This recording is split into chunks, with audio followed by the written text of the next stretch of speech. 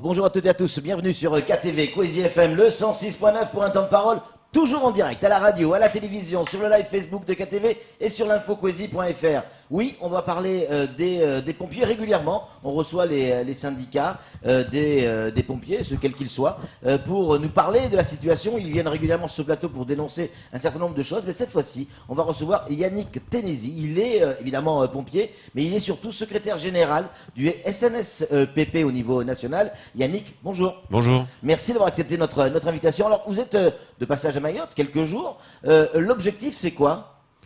L'objectif, c'est de rencontrer les adhérents du SNSPP PATS, Ouais.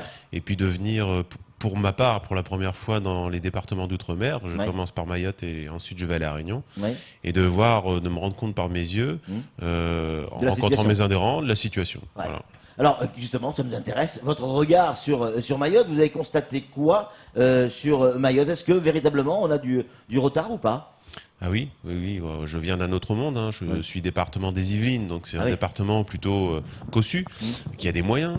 On se plaint déjà, mais quand je suis à Mayotte, je me dis que j'ai pas le droit de me plaindre, hein, parce qu'il y a vraiment du boulot ici. Ouais. Alors, qu'est-ce qui vous a le plus marqué dans vos tournées ? Ce qui m'a le plus marqué, c'est le casernement, c'est les conditions de travail dans lesquelles travaillent nos collègues. Ouais. Il y a des moments où un métropolitain s'enflammerait et puis poserait son casque en disant je peux pas travailler là-dedans, quoi. Ah oui, à ce point-là ? Ouais. C'est vraiment d'un autre âge. Ouais. Oui. Alors, on parlait tout à l'heure un petit peu en off sur la terrasse, la sécurité de nos pompiers. Quand ils partent en intervention, souvent... les syndicats locaux sont venus sur ce plateau en dénonçant, en disant c'est pas normal, il y a danger, etc. Est-ce que oui ou non, nos pompiers mahorais sont en danger quand ils partent en intervention, plus que d'autres pompiers en métropole ? Oui, très clairement, parce que le SDIS 976 ne respecte pas certaines dispositions réglementaires sur des choses de base. Par exemple. Par exemple, la chose de base, c'est qu'on donne une tenue de feu à un sapeur-pompier, c'est bien. Ouais. On appelle ça un équipement de protection individuelle. C'est très réglementé. Ouais. Il doit avoir un niveau de protection minimum. Bon, ça, c'est plutôt bien. Ouais. Sauf que ces équipements doivent être vérifiés, contrôlés annuellement et lavés. Et depuis qu'ils ont leur tenue de feu en textile, ils ne l'ont jamais lavé. Et qui doit laver ça ? Eh bien, l'employeur. D'accord. Parce qu'il faut, vous vous donnez bien compte, c'est une tenue de feu quand même qui pèse un certain poids, ça rentre pas dans une machine à laver classique, donc il faut Évidemment. la laver dans une machine à laver particulière avec des produits particuliers. Voilà, ça se lave pas comme ça. C'est pas comme on lave ses chaussettes. Et en fait, là où c'est dangereux pour nos pompiers mahorais, c'est que lorsqu'on va dans une fumée d'incendie, la fumée c'est toxique, ça on le sait bien, donc on se protège avec des appareils respiratoires. Ouais. Mais la fumée, elle s'imprègne un petit peu, si vous voulez, partout sur les vêtements, sur la peau. Et donc, lorsque on a fini l'intervention, en fait, on continue de s'intoxiquer à cause de ces fumées. Bon, ça, c'est un phénomène dont on s'est aperçu depuis une bonne dizaine d'années en France, que nos pompiers s'intoxiquaient sur le long terme. Et donc, on a mis en place des procédures de nettoyage des tenues de feu sur l'intervention, et en dehors de l'intervention, bien sûr, et ce, même parfois presque à chaque incendie particulier. Je ne parle pas d'un petit feu de voiture ou d'un feu de poubelle, mais dès que vous rentrez dans un feu d'habitation, on nettoie les tenues de feu, on a des tenues de feu de réserve. Donc, Alors veut ça, dire... ça c'est un exemple, mais il y en a tellement d'autres. Ouais, il est grave cet exemple. Vous êtes en train de nous dire que nos pompiers sont en train de s'intoxiquer. En métropole, on s'en est rendu compte il y a déjà pas mal de temps. On a mis en place des systèmes pour éviter cette intoxication. À Mayotte, on l'a pas mis en place, donc nos pompiers s'intoxiquent. Voilà, c'est ça, oui. Et puis ils travaillent dans des conditions d'hygiène déplorables. Et pour nos victimes aussi, pour les victimes mahoraises, c'est-à-dire la population, il n'y a pas que les pompiers qui trinquent, c'est l'hygiène des ambulances. Voilà, il est réglementairement imposé de nettoyer, désinfecter une ambulance tous les jours, avec des produits particuliers réglementés. Il était venu sur ce plateau le dénoncer, après la direction a réagi en disant que c'était faux, archi faux. Enfin bon voilà, après nous, aux médias, c'est compliqué de connaître la réalité. Ouais, c'est pas vous qui allez trancher, vous n'êtes pas là pour arbitrer. Non, c'est clair. Moi, je le constate, quel intérêt avons-nous à mentir, quoi ? On va pas inventer une histoire de ce genre-là. Des produits désinfectants, ça coûte 3 francs 6 sous. D'accord ? Certes, il faut en utiliser tous les jours, mais c'est la vie, c'est comme ça. Quand on gère un service départemental d'incendie et de secours, il y a des dépenses à faire. Et ça, pour la sécurité de tous. dans les véhicules ambulances pompiers, Oui. la règle dit qu'il faut désinfecter tous les jours. Tous les jours. Et c'est pas fait. Et même après chaque intervention. Oui, Mais donc, disons qu'on a des désinfections plus lourdes tous les jours le matin, au rassemblement, après le rassemblement, en Ouais. briques, en ambulance. Ouais. Et après chaque intervention, on doit nettoyer le matériel qu'on a utilisé. Et c'est l'endroit où, logique en même temps. l'endroit Ouais. où la victime s'est allongée. Ouais. Et c'est pas fait parce qu'ils n'ont pas le désinfectant. C'est Incroyable. surréaliste. Ouais. C'est surréaliste. Camar Bourra, une question pour Yannick. Alors c'est vrai que ça fait déjà un petit moment que nos pompiers mahorais ont tiré la sirène d'alarme, si on peut dire comme ça, et on les écoute pas. Peut-être que, comme vous disiez à l'instant, peut-être qu'on a l'impression qu'ils sont en train d'inventer. Alors vous êtes venu, Tennessee, est-ce que déjà le syndicat a formulé une demande pour rencontrer le colonel Terrien? Est-ce que oui ou non, il a accepté de vous rencontrer pour qu'au moins vous le fassiez ce constat-là? Il nous a même pas dit bonjour. C'est-à-dire que le matin de notre arrivée, un collègue mahorais l'a appelé alors qu'il était dans les bureaux. On l'avait croisé en voiture. Il était arrivé 3 minutes avant nous dans la direction. Il est parti s'enfermer dans son bureau. Nous avons tenté de monter pour aller le voir et un collègue a dit « Attendez, je vais l'appeler ». Il dit « Non, on ne fait pas ça parce que sinon, ça n'a pas loupé ». J'ai entendu en direct au téléphone, puisqu'il avait mis le haut-parleur, non, j'ai pas le temps de vous rencontrer, passez une bonne réunion, passez une bonne formation et venez pas me déranger. C'est Bon. grave quand même que Le le premier colonel jour. du SDIS... Le premier jour, j'aurais pu l'entendre. Le deuxième, pareil. Le troisième, pareil. Donc là, en fait, sur 72 heures, on n'a même pas pris 1 minute pour venir nous dire bonjour. On a quand même fait 11 000 km. On n'a même pas pris 1 heure pour entamer un dialogue social, sachant que nous, syndicats nationaux, on ne vient pas pour foutre les tisanies. Au contraire, on vient pour faciliter le dialogue entre les deux parties, parce qu'on sait que c'est bien sûr. conflictuel. Bon, quand je vois un comportement pareil, je comprends pourquoi c'est C'est du conflictuel. mépris pour vous? Ah oui, c'est du mépris, oui, totalement. Oui. Je le prends très mal, hein, maintenant. Ouais. Bah, pour moi, si vous voulez, viens soutenir mes collègues mahorais, mais je viens aussi leur donner un côté raisonnable de revendication, de négociation, de dire tout ne se fait pas en un jour. Mais quand vous avez un directeur qui vient même pas vous dire bonjour, comment voulez-vous qu'on se range du côté du raisonnable? On se Bien braque sûr. aussi. On se dit, qu'est-ce que c'est que cet individu qui vient même pas nous dire bonjour? Même pas ça. C'est grave. Vous avez fait la tournée des casernes, enfin, vous êtes en cours. On a commencé, oui. Qu'est-ce qu'ils vous disent les gens? Est-ce que, enfin, les pompiers, leur principale revendication, j'imagine que c'est le salaire? Non, même pas. Ah, Non, la revendication, c'est de travailler dans de bonnes conditions avec un effectif raisonnable. donc c'est même pas une histoire d'argent en fait.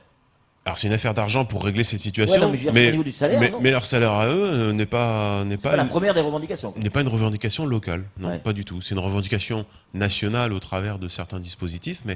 mais localement, ils s'estiment payés de manière raisonnable. Hein. Ils avaient Ouais. négocié par le passé quand même une Ouais. augmentation avec l'indexation, etc. Mais localement, c'est plus d'avoir des moyens pour qu'ils travaillent dans de bonnes conditions. Ouais.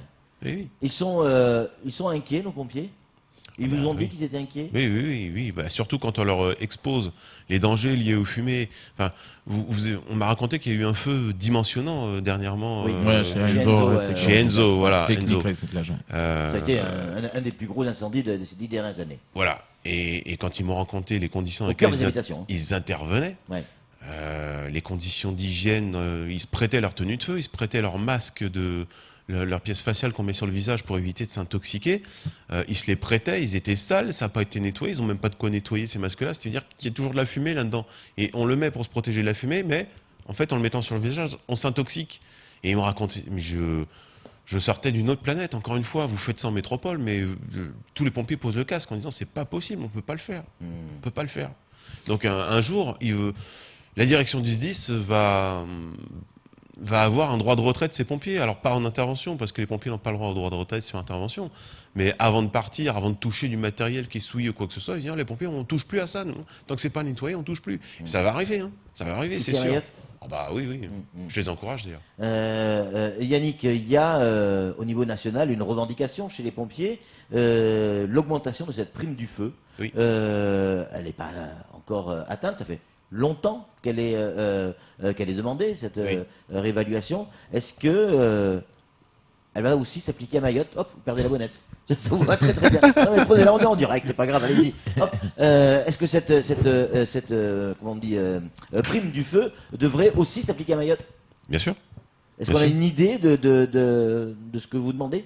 Oui, alors la prime de feu, c'est quelque chose qui a été revalorisé pour la dernière fois légèrement parce qu'on l'intégrait pour notre calcul de retraite en 1990. Donc ça Ouais. fait bientôt 30 ans. Depuis lors, on s'aperçoit que le risque chez les sapeurs-pompiers a augmenté. Je vous parlais des fumées, par exemple, mais on peut aussi parler des agressions, du nombre d'interventions, des effectifs qui ont baissé. Voilà, tout ce genre de choses nous ont amené à revendiquer une prime de feu plus élevée.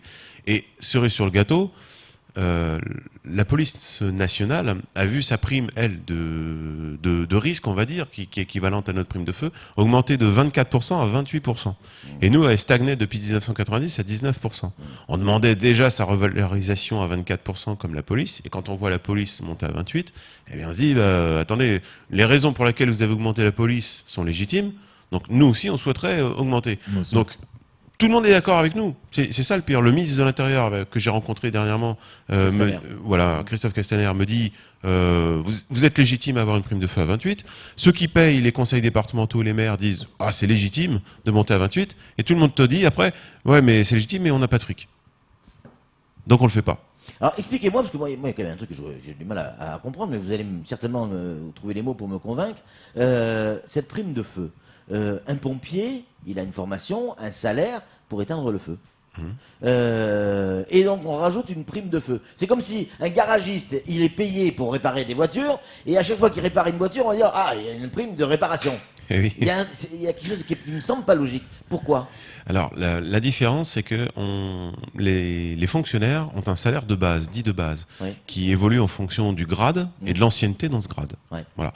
Ça, c'est le salaire de base. Ensuite, spécifiquement, on va donner des primes en fonction de l'emploi du fonctionnaire. Donc, vous avez effectivement des fonctionnaires territoriaux qui sont policiers municipaux, par exemple. Donc, puisque tu es policier municipal, tu vas avoir toutes les primes liées au policier municipal. D'accord. Et quand on est pompier, on a les primes liées au métier de pompier. Voilà. Mais le salaire de base qui est très bas, finalement, dans les fonctionnaires territoriaux aussi, il n'y avait pas les primes, on aurait des salaires de misère, on se rend sous le SMIC.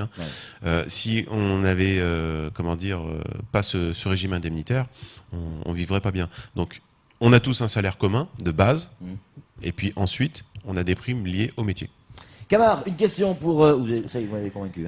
Camar, une question, il ne fallait pas grand-chose. Une question pour Yannick. Alors Yannick, vous venez des Yvelines, Oui. vous constatez que Mayotte a un territoire un peu particulier. Quand on regarde les interventions de nos pompiers dans des endroits où même une brouette ou une bécane ne peut pas y accéder, et pourtant ils le font, qu'est-ce que ça vous inspire quand on voit aujourd'hui les embouteillages, les bouchons, les endroits, les quartiers où il n'y a pas d'accès du tout, même pas des bornes pour se brancher en cas d'incendie? Ça vous inspire quoi? Ça m'inspire que les sapeurs-pompiers mahorais, comme les sapeurs-pompiers de métropole, sont des gens passionnés. Ouais. Courage et dévouement, c'est notre devise. Et ce ne sont pas de vains mots. C'est-à-dire que, quelles que soient les conditions, les sapeurs-pompiers vont là où les autres ne vont pas. C'est-à-dire que quand il y a le feu, vous brisez l'alarme incendie, tout le monde s'en va, nous on va dedans. Voilà. La victime, elle est en haut de la montagne, personne ne peut y aller, nous on va devoir y aller. Content ou pas content, c'est notre sacerdoce. C'est-à-dire qu'on doit tout faire pour y aller. Il faut prendre un hélicoptère, il faut prendre un tout-terrain, faut y aller à pied. Et ben on ira, et puis on ira la chercher dans des conditions difficiles. On la descendra de sa montagne et on l'évacuera sur un centre hospitalier si c'est nécessaire. C'est notre boulot. Et on fait tout ce que les autres ne font pas. Alors justement, parmi ce que font les pompiers à Mayotte, certainement aussi en métropole, je ne sais pas, mais en tout cas nous à Mayotte on les voit, ils ne font pas que éteindre le feu. Et non. Clairement, vous le savez certainement, Mayotte est l'une ou la plus grosse maternité de France. Oui. Il arrive régulièrement que nos pompiers partent en intervention pour récupérer une femme qui est en train d'accoucher, etc., etc. Est-ce que c'est véritablement le rôle des pompiers ou pas? Les sapeurs-pompiers aimeraient bien se recentrer en ce qui concerne le secours d'urgence à personne sur l'urgence, justement, et pas trop sur l'assistance. Alors, autant il y a des concitoyens qui méritent de l'assistance parce qu'ils sont dans des conditions particulières de solitude. On peut, par exemple, citer le cas, en métropole, on le fait souvent, une dame âgée qui chute à son domicile parce qu'elle a des difficultés d'équilibre ou elle est, fragile. elle est fragile, elle est au sol, et vous n'avez pas un voisin, pas de la famille, personne. Peut-être que vous connaissez pas ça ici, mais pour la relever, il arrive un moment, les sapeurs-pompiers, on est parfaitement dévoués pour aller la relever. Ça, c'est de l'assistance. En revanche, on aimerait bien se recentrer sur davantage l'urgence en ce qui concerne les interventions de SUAP, on appelle ça, nous, secours d'urgence et d'assistance à personne, parce que là, on commence à voir les pompiers de France, c'est pas lié qu'à Mayotte, partir pour tout et n'importe quoi. Voilà, parce que nous sommes les seuls à toujours répondre présent. Voilà, il y a beaucoup d'interventions, ce doit être des ambulanciers privés qui doivent les faire, ou d'autres services publics départementaux. Type SMUR, par exemple. Alors oui, le SMUR, lui, pour le coup, il va sur l'urgence, Oui, d'accord. ça, c'est Il est clair. dépêché par le SAMU. Mais vous avez, allez, je vais vous citer un exemple. J'ai fait une intervention dans les Yvelines dernièrement, c'était rage de dents. Ouais. Voilà. Est-ce que c'est réellement le boulot du sapeur-pompier d'aller prendre quelqu'un chez lui, de l'emmener à l'hôpital, parfois l'hôpital est à 100 mètres, hein, d'accord, et de l'emmener à l'hôpital. Est-ce que c'est le boulot du pompier, ça? Parce qu'il a mal aux dents. Donc là, c'est un Non. taxi ambulance, quoi, en fait. Et ça, c'est clairement, admettons qu'il puisse pas bouger parce qu'il a mal, etc. C'est le boulot de quelqu'un d'autre. Nous, on préfère se diriger vers des personnes Des qui ont cas vraiment extrêmes. besoin d'urgence, d'accord? Parce que pendant qu'on fait cette rage dedans, ben, on peut plus intervenir. Alors parfois, vu qu'on descend nos effectifs, y compris à Mayotte, si l'ambulance elle est partie, le véhicule pour le feu, il est plus disponible pour faire du feu. Sauf que personne va faire le feu à notre place. La rage dedans, il y a peut-être quelqu'un qui peut le faire à notre place. Yannick, Ouais. en conclusion, parce que c'est déjà l'heure Déjà. de nous quitter, quel message vous allez donner à vos collègues mahorais avant de partir ici? Est-ce que vous leur dites il faut manifester? Est-ce que vous leur dites bon les mecs, on progresse, c'est pas mal, mais c'est pas avec la manifestation ou la grève ou quelque chose qui ressemble à ça que l'on va avancer? Il existe d'autres méthodes. En clair, est-ce que vous allez inciter à la grève ou pas? Ou à la raison? Le syndicat national des sapeurs-pompiers professionnels et des PATS, sa devise, c'est quand je revendique, c'est pour construire. Donc on aimerait bien construire. Ouais. Et je vois que le dialogue social est compliqué ici. Il faut que le syndicat puisse rencontrer le directeur dans un climat apaisé, un dialogue social apaisé. Il faut qu'il puisse rencontrer aussi la présidente du conseil d'administration qui a sa grosse part de responsabilité. C'est elle qui finance aussi tout ça.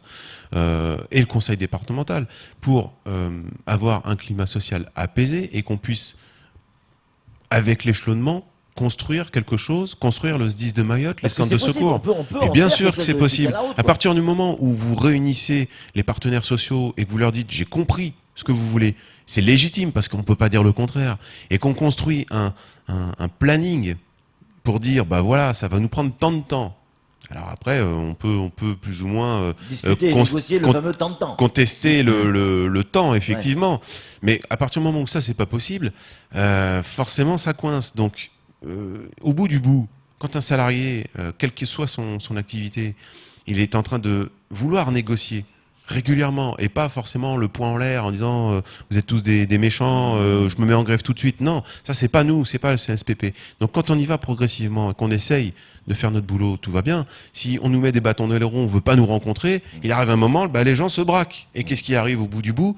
Bah, on se met en grève. Alors certains vont dire ouais, les syndicats encore en grève. Oui, mais est-ce que vous savez que ça fait 5 ans qu'on discute? 5 ans qu'on n'est pas en grève, Ou qu'on n'arrive pas à discuter. voilà, ou qu'on n'arrive pas à discuter, et qu'on essaye de faire quelque chose. Est-ce que la Chacun défend présidente son va vous bistec. rencontrer? La présidente, non.